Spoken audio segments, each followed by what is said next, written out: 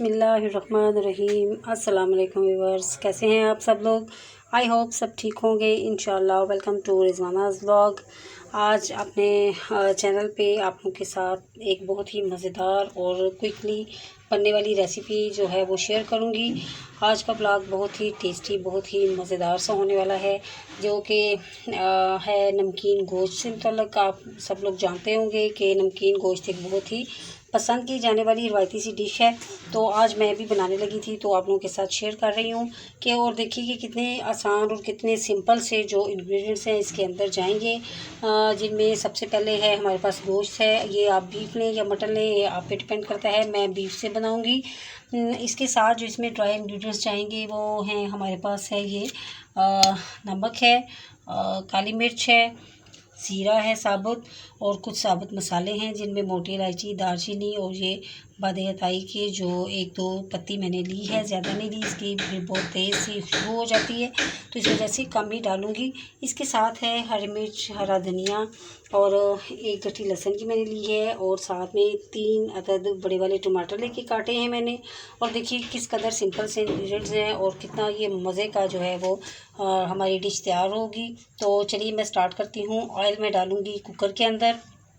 ये विनीगर भी देख रहे हैं, मैं ये थोड़ा सा ये भी ज़रूर ऐड करूँगी।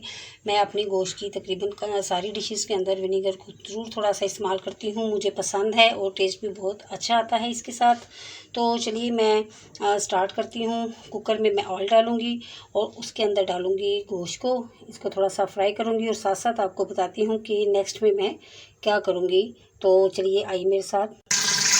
तो ये देखिए जी, कुकर के अंदर मैंने ऑयल डाल दिया है, सवा एक या 1.5 कप पहले इतना मैंने ऑयल डाला है, क्योंकि आपने जितना आपके पास गोश्त है उस रिक्वायरमेंट के मुताबिक जो है आप लोगों ने सारी चीज़ों को ऐड करना है। तो मैंने कुकर के अंदर ऑयल डाला, ऑयल के अंदर मैंने लहसुन और साबुत जो खड़े मसाले थे वो मैंने आपको दिखाए थे और वो मैंने डाल दिए हैं।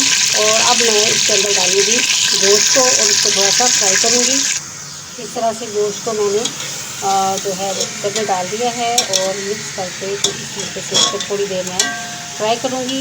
इसका थोड़ा सा कलर जब चेंज हो जाएगा तो फिर मैं इसके अंदर टमाटर वगैरह लगा के इसको गलाने के लिए छोड़ दूँगी थोड़ी देर के लिए, क्योंकि आपको पता है कि गोश्त वगैरह जो है वो जल्दी दूसरे तरीके से नहीं गलता, तो कुकर का हमें जो है इसके लिए यूज़ करना पड़ता है। तो चलिए मैं इसको थोड़ी देर फ्राई करती हूँ।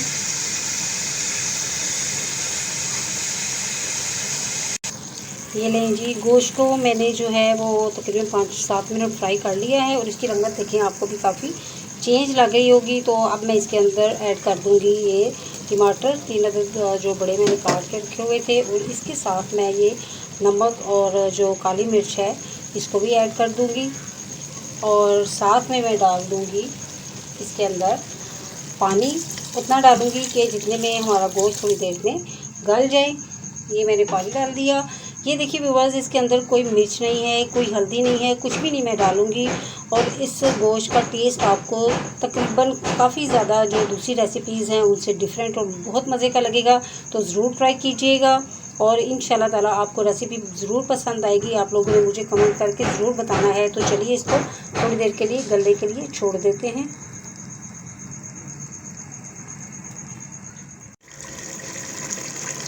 गोश्त हमारा जो है वो पूरी तरह से गल चुका है। ये देखिए जी, माशाल्लाह से बड़ा मज़े का लग रहा है और खुशबू बहुत ही मज़े की आ रही है। इंशाल्लाह ताला बहुत टेस्टी बनेगा। ये देखिए इस स्टेज पे मैं तकरीबन 2 चम्मच विनीगर के डाल देती हूँ और अब इसको जो है वो मैं तकरीबन 5 मिनट भून के तो डिश आउट कर दूँगी और इंशाल्लाह ताला आपको दिखाती हूँ। माशाल्लाह से ये देखिए जी, हमारा तैयार है नमकीन गोश्त और बहुत ही टेस्टी, बहुत मज़ेदार, और काफ़ी गर्म है तो हाथ से जो है वो इस वक्त तोड़ा नहीं जा सकता।